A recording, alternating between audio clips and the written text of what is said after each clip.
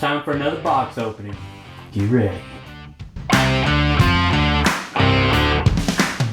Welcome to Simple Rud. This episode will be an unboxing of the EK AIO Elite 360 D-RGB, as if the name wasn't long enough. So if you've seen the last couple episodes, then you'd know we've been working with the NHD15 from Noctua and basically seeing how it performs while overclocking the processor to see its limitations. Now I probably won't push this one to its limitations once we get out of the box. It'll be more of a comparison at that 5.1 all-core that's currently on the 10600K. Now this one comes in at $200, $240 once you get shipping. Now if you compare that to the regular D-RGB AIO from EK, that's the 360, that is $154. This, I believe, is a better value, and that's because just everything that comes into it. So with that, let's unbox it and let's see everything that comes with it. Okay, so now the first thing you see when you open it is a rather thick manual, which is quite impressive. So that'll be useful. Then you've got some foam. Now, the packaging itself is very nice. It's very impressive.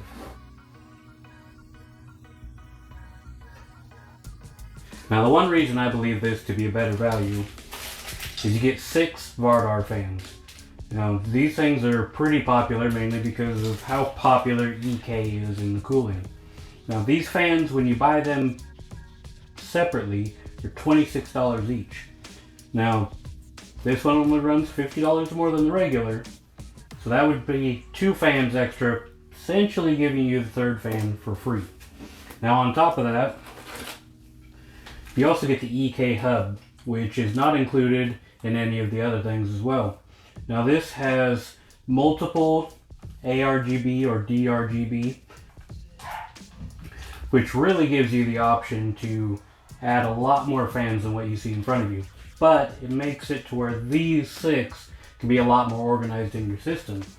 So depending on how you're running your system, you could have your AIO on top with 3 fans, 2 fans in the front bringing air in, and 1 fan in the back to shoot it out. And this covers your whole cooling system, which is awesome. Now this is set up for Intel and AMD, so you do have the brackets for both, along with good labeling as well for what's going to work for both or what works for one or the other. So you've got your screws and standoffs, you've got some large nuts to go over the top, plenty of screws for all of your mounting needs, whether that be, you know, the extra screws to mount the fans on the top and the bottom, the extra length to just route from the top, the shorter length if you're just mounting the radiator up to the top, and more screws for brackets.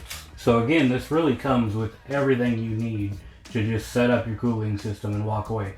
Now, in the next episode, we'll see the performance. So one thing to take in is this is $240 worth of cooling. Granted, the Noctua was $100. So even if you went through, you could still buy other fans for your cooling system and come in at your $200. So it's really going to see how that performance works out. The last thing in the box is your radiator and your CPU block, which also has a housing for the pump. And it's pretty beefy, and it's nice and solid, and it really has a quality feel to it. Not to mention just how shiny it is. It really is pretty. Now the radiator on this is a 360, and it's 27 millimeters thick, which pretty much makes it the size of the SE, which is your slim radiators. So you're not going to get as much cooling as if you went with a full custom loop. But if you're not overclocking, this is more than enough for pretty much any CPU. Now this is fitted to match your 11.5X or your 20XX for Intel, and it will match your AM4. So it's not going to do the Threadripper. It's just, I mean, you've got a large die on there, but it's not nearly large enough to cover the Threadripper. So for 200 bucks, you get all of this, which is pretty awesome. And again, the quality just very nice. The radiator's pristine. It's nice black, kind of a matte finish. And then your standard radiator, of course. The fittings are very clean. Your hose coverings are clean. You got plenty of wires to go every which way. This will be an exciting thing to play with and see how it performs. Now, it might end up being overkill for the 10600K, even with the 5.1 all-core overclock. But there's nothing saying you can't do that anyways. I think that sums up the box opening. Nothing too crazy in this episode. But the next one, we're going to have this installed, and we're going to test it out, and we're going to see how it performs in comparison with the Noctua. If you look forward to more content, don't forget to like and subscribe and comment down below as we continue to test more air coolers and bring in some other projects that I'm working on as well. Thank you.